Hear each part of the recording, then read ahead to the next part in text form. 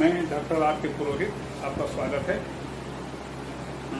अब हम राज्य सरकारों पर चर्चा करेंगे। हमने पिछले व्याख्यानों में केंद्र सरकार के गठन, उनके कार्यक्रम, उनके पारस्परिक संबंध, इन विभिन्न चीज़ों पर हमने चर्चा की। केंद्र सरकार का अध्ययन हमने पूरा कर लिया। अब हम राज्य सरकार के पर विचार करने के लिए आज से हम प्रस्तुत होते हैं। जिस प्रकार से भारत में संघात्मक शासन की स्थापना की गई है, संघात्मक शासन में दो प्रकार की सरकारें होती हैं। एक को केंद्र सरकार या संघ सरकार कहते हैं और दूसरे राज्य सरकारें होती हैं। संविधान में ही संघ सरकार और राज्य सरकारों के बीच शक्तियों का विभाजन पूरी तरह से उल्लिखित किया जाता है।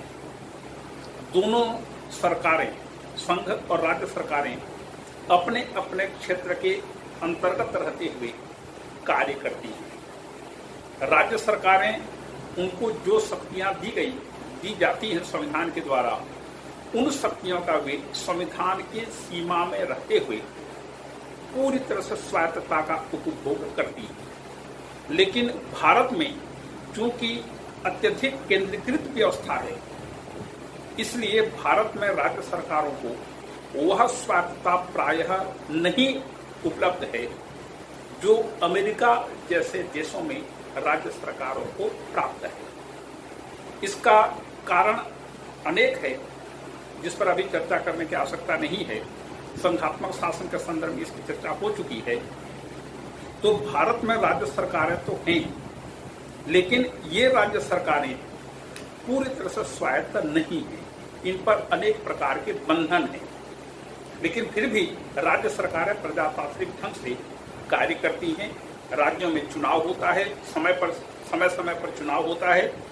जिस दल को बहुमत मिलता है वही दल अपनी सरकार का गठन करता है और वह उत्तरदायी होते हुए अपने दायित्वों का, अपने कर्तव्यों और कार्यों का संपादन करता है। राज्यों के बीच मतभेद भी होते हैं, राज्य सरकार और केंद्र सरकार के बीच भी मतभेद होते हैं, लेकिन फिर भी भारत की संघात्मक व्यवस्था आदर्श नहीं, लेकिन एक सर्वश्रेष्ठ व्यावहारिक व्यवस्था के रूप में स्थापित हो चुकी है और पूरी दुनिया में सबसे बड़े लोकतंत्र के रूप में भारतीय व्यवस्था को सम्मान प्राप्त हो चुका है।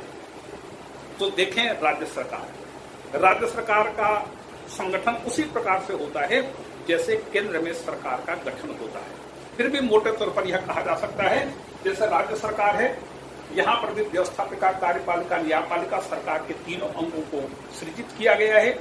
व्यवस्थापिका को विधानमंडल कहते हैं, राज्य विधानमंडल।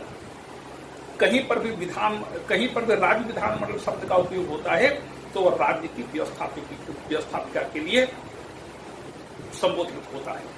तो राज्य विधानमंडल उसका नाम है। जिस प्रकार से केंद्र में संसद है, इसी प्रकार से राज्यों की व्यवस्थापिका को राज्य विधानमंडल के नाम से जाना जाता है।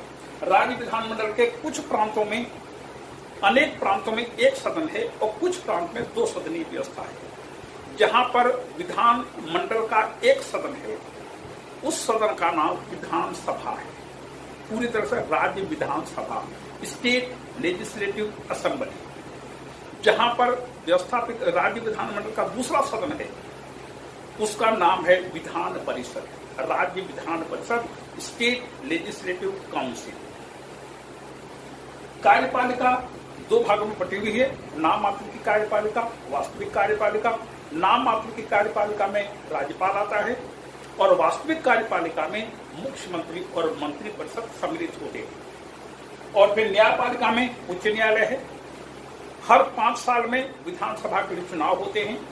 इन चुनाव में जिस दल को स्पष्ट बहुमत विधानसभा में प्राप्त होता है, वह अपने मंत्रिमंडल का निर्माण करता है और उसका नेता मुख्यमंत्री के रूप में कार्य करता है।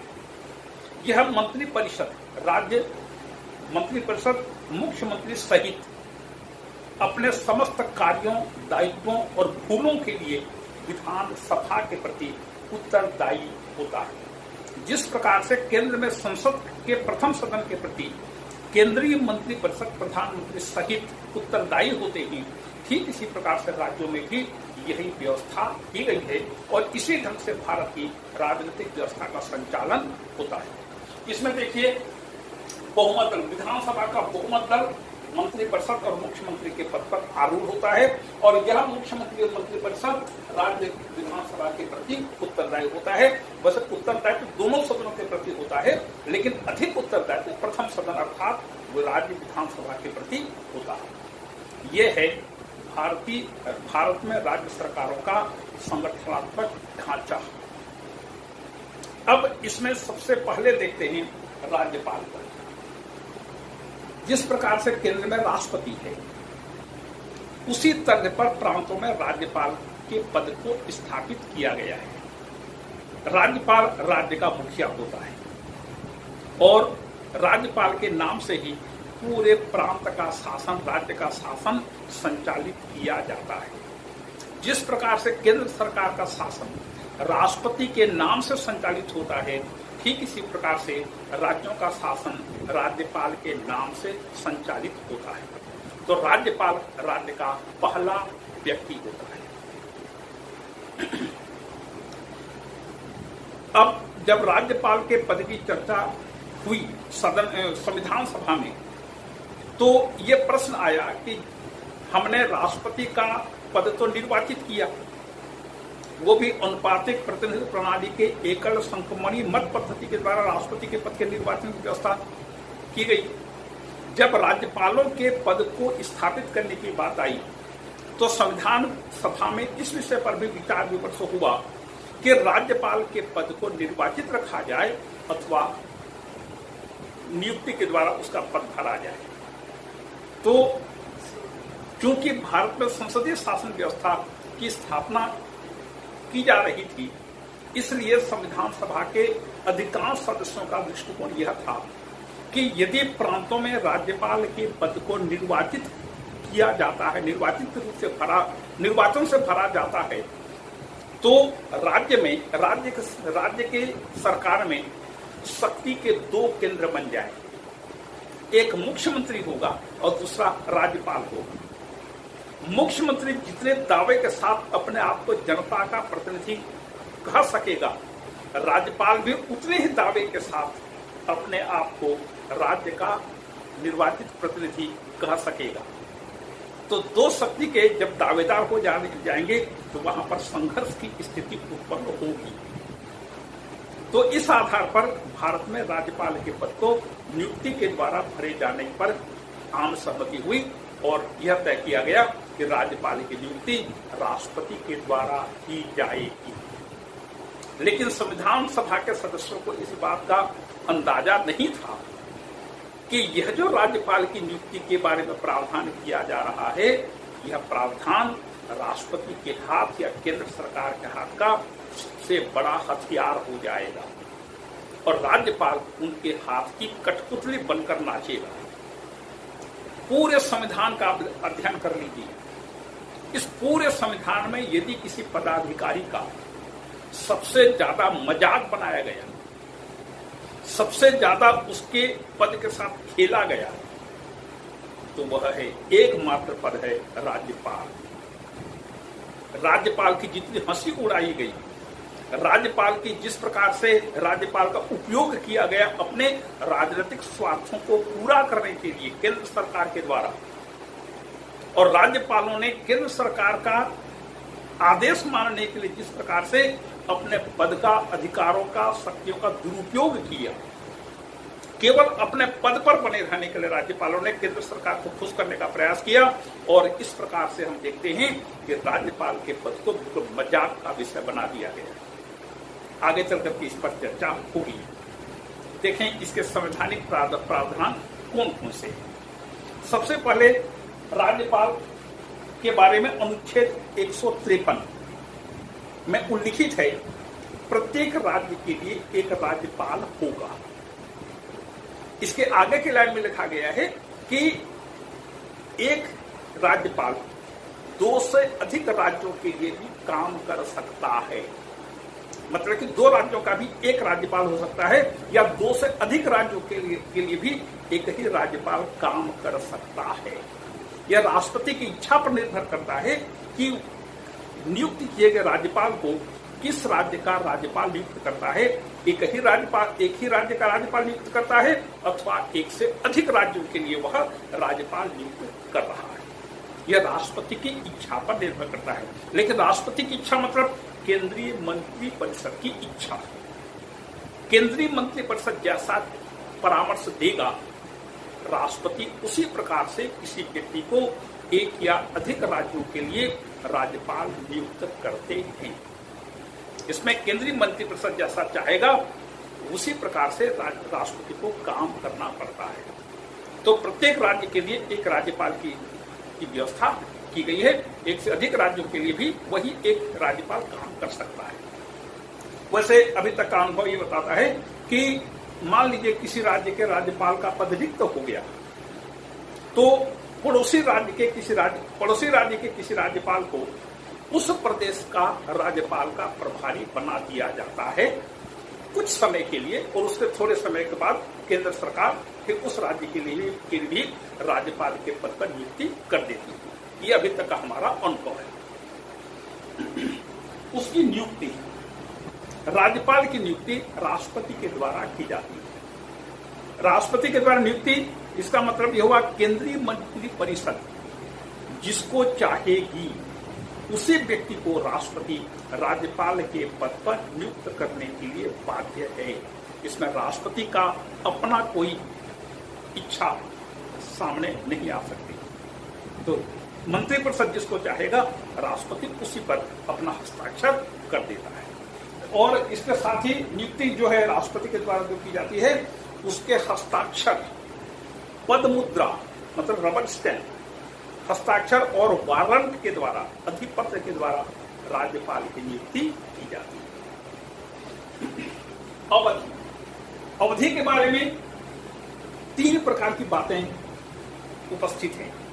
सबसे पहले संविधान कहता है कि राज्यपाल अपने पद पर शपथ ग्रहण की तिथि से 5 वर्ष तक काम करेगा। मतलब यह हुआ कि राज्यपाल की अवधि 5 वर्ष है। एक पहली बात। संविधान इसी संदर्भ में एक और बात कहता है कि राज्यपाल राष्ट्रपति के प्रसाद पर्यंत अपने पद पर रहेगा। प्रसाद पर्यंत मतलब यह हुआ कि राष्ट्रपति कभी भी किसी भी राज्यपाल को हटा सकते हैं। 2 बातें हो गई। एक तो 5 साल संविधान कहता है, और दूसरा राष्ट्रपति के प्रसाद पर्यंत वह अपने पद पर बना रहेगा। मतलब राष्ट्रपति की इच्छा ही राज्यपाल को पद पर बने रहने दे सकती है, अन्यथा राष्ट्रपति कभी भी किसी भी राज्यपाल को पद से हटा सकता है। और तीसरी बात है कि राज्यपाल भले ही उसका कार्यकाल समाप्त हो गया हो, लेकिन जब तक उत्तराधिकारी नहीं आएगा वह अपने पद पर बना रहेगा, मतलब काम करता रहेगा। अब यहां पर एक प्रश्न आया कि राष्ट्रपति के प्रसाद पर्यंत, राष्ट्रपति के प्रसाद पर्यंत मतलब केंद्र सरकार अर्थात केंद्रीय मंत्रिपरिषद की इच्छा तक राज्यपाल अपने पद पर काम करता है। अब यहां पर देखिएगा 1989 के बाद या 1989 से या 1989 में जब वीपी सिंह की सरकार बनी, तो वीपी सिंह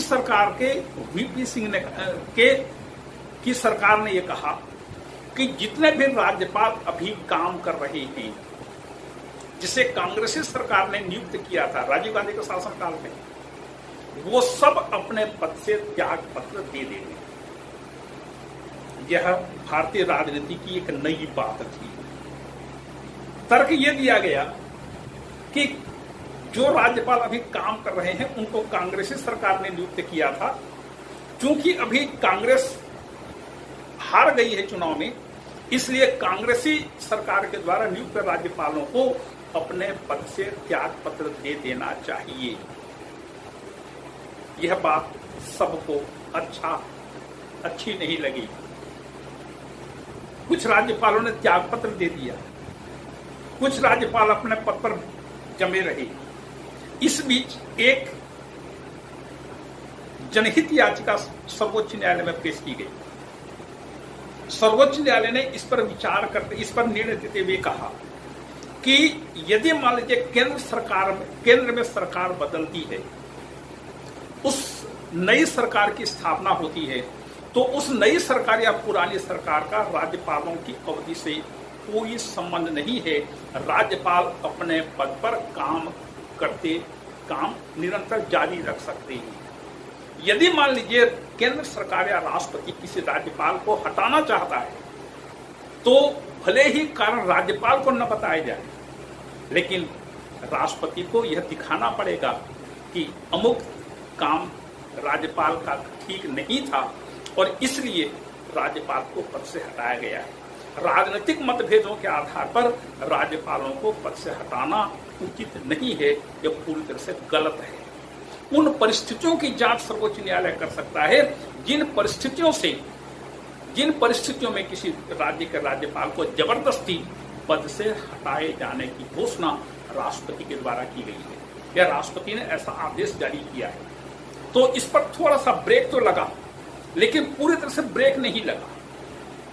वीपी सिंह के बाद जितने भी सरकारें आई, वीपी सिंह ने जब यह बात कही कि ये सब कांग्रेसी राज्यपाल त्यागपत्र दे देंगे, तो अन्य सभी दलों ने इसकी कटु आलोचना की। लेकिन जब खुद कांग्रेस की सरकारें बनी, जैसे 1991 में पीवी नरसिम्हा राव की सरकार बनी, तो उसने भी, जो कि पहले वीपी सिंह सरकार के इस कदम की आलोचना कर चुकी थी, उस कांग्रेसी सरकार ने भी वही मार्ग अपनाया जो मार्ग वीपी सिंह ने चुना था।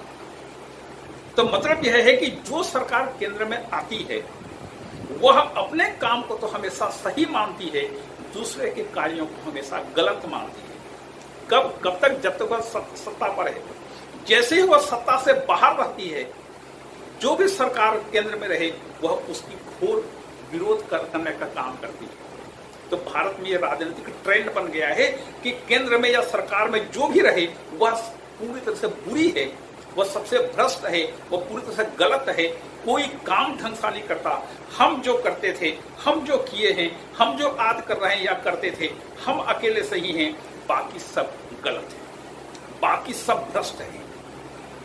ये भारतीय राजनीति का ट्रेंड है और इसके बिना फिर राजनीति करने का मजा भी नहीं आता। तो इसलिए कहा जाता है all is fair in love and वार। मोहब्बत और जंग में सब कुछ जायज होता है। यहाँ पर वार का राजनीति समझ लीजिएगा। राजनीति भी एक प्रकार का युद्ध है और इसमें भी सब कुछ जायज होता है। एक ही चीज है, कुर्सी हमारे हाथ से जानी नहीं चाहिए, कुर्सी हमारे हाथ में होनी चाहिए। भले ही एक पैर कब्र में लटक रहा हो, लेकिन पद नहीं छोड़ेंगे। ये पद का मोह बहुत ज्यादा भारतीय राजनीति में देखा जाता है और इसलिए जो लोग पद से बाहर हो गए वो हमेशा छटपटाते रहते हैं, रात भर नींद नहीं आती और हर चीज में अपनी राजनीतिक स्वार्थ को पूरा करने का प्रयास करते हैं। और इसीलिए भारत में राज्यपाल का पद बहुत ज्यादा मजाक बनकर रह गया है। मतलब कि कभी भी केंद्रीय मंत्रिपरिषद ने किसी भी राज्यपाल को कुछ भी करने के लिए आदेशित किया और राज्यपाल ने अपने पद को बनाए रखने के लिए केंद्र सरकार के प्रत्येक आदेशों का अक्षरशः और सत्यशः वाक्यशः पालन किया। भले ही पद की गरिमा खत्म हो गई, इसकी कोई परवाह राज्यपालों ने नहीं की। वह केवल केंद्र सरकार की कठपुतली बनकर काम करते रहे, केवल अपने पद के लिए। पद की गरिमा का उन्होंने कोई ध्यान नहीं रखा। और उसके बाद योग्यता के बारे में संविधान के दो प्रकार के प्रावधान करता है। एक, वो भारत का नागरिक हो और दूसरा, उसकी आयु कम से कम 35 वर्ष से अधिक हो। मतलब 35 वर्ष से अधिक रखने का उद्देश्य यह है कि 35 वर्ष की आयु तक पहुंचते व्यक्ति में एक परिपक्वता आ जाती है, एक अच्छी समझ विकसित हो जाती है। तो राज्यपाल के पद पर एक गंभीर किस्म के व्यक्ति को आना चाहिए जो त्वरित निर्णय लेने में घबराए, जो एकदम से उत्तेजित हो जाए या जिसमें कोई उत्तेजना ही न हो, ऐसा कोई व्यक्ति राज्यपाल के पद पर ना आ सके। लेकिन भारतीय राजनीति में आप जानते हैं किस प्रकार की बातें होती हैं। तो इस प्रकार से 35 वर्ष की आयु को एक सीमा रेखा मानी गई है। और देखिए, राष्ट्रपति उपराष्ट्रपति के लिए भी 35 वर्ष की आयु तय की गई। इसके बाद शर्तों का जहां तक प्रश्न है, राज्यपाल के पद के लिए कुछ शर्तें संविधान तय करता है। पहली बात, राज्यपाल किसी सदन का सदस्य नहीं हो सकता। यदि मान लीजिए किसी सदन का सदस्य है तो जैसे ही राज्यपाल की शपथ ले लेता है वैसे ही उसका सदन का पद रिक्त माना जाता है। एक बात। दूसरी चीज, वह लाभ के पद पर नहीं रह सकता। मतलब कि राज्यपाल के पद पर रहते हुए और कोई अन्य लाभ का पद ग्रहण नहीं कर सकता। ये शर्तें। तीसरी चीज, उसको आवास और वह उसे निःशुल्क आवास की सुविधा प्राप्त होती है और उसको एक निश्चित वेतन भी संसद के द्वारा तय किया जाता है। वह वेतन और भत्ते उसको दी जाती हैं। उसके कार्यकाल में उसके वेतन भत्ते में कोई कटौती नहीं की जा सकती। लेकिन जैसा कि एक सामान्य सा ट्रेंड है कि वित्तीय संकट के समय किसी के भी वेतन में कटौती की जा सकती है और इसी प्रकार से राज्यपाल के वेतन में भी वित्तीय संकट के समय कटौती की जा सकती है। ये उसका वेतन हुआ, उसके सदन का सदस्य के बारे में हुआ और लाभ के पद पर नहीं रहने की बात हुई। ये राज्यपाल के बारे में एक सामान्य सी जानकारी थी। और इसी प्रकार से वह शपथ लेता है। वह शपथ किसके सामने लेगा? उच्च न्यायालय के मुख्य न्यायाधीश के सामने वह अपने पद की शपथ लेता है। यदि मान लीजिए उच्च न्यायालय में मुख्य न्यायाधीश उपलब्ध नहीं है तो अन्य किसी जो वरिष्ठ न्यायाधीश हैं उसके सामने वह अपने पद की शपथ लेता है और वह संविधान की रक्षा, प्रतिरक्षा, संरक्षण करने का वचन देता है और जनता के सेवा में हमेशा निरत रहूंगा, हमेशा लगा रहूंगा, इस बात की वह शपथ लेता है। यह है राज्यपाल के बारे में सामान्य सी जानकारी। इसके आगे की चर्चा अगले चर्चा में होगी। आपसे एक अनुरोध कि मेरे इस YouTube को सब्सक्राइब करें। व्यूवर्स तो लगातार बढ़ते जा रहे हैं लेकिन सब्सक्राइबर्स उस अनुपात में नहीं आ रहे हैं।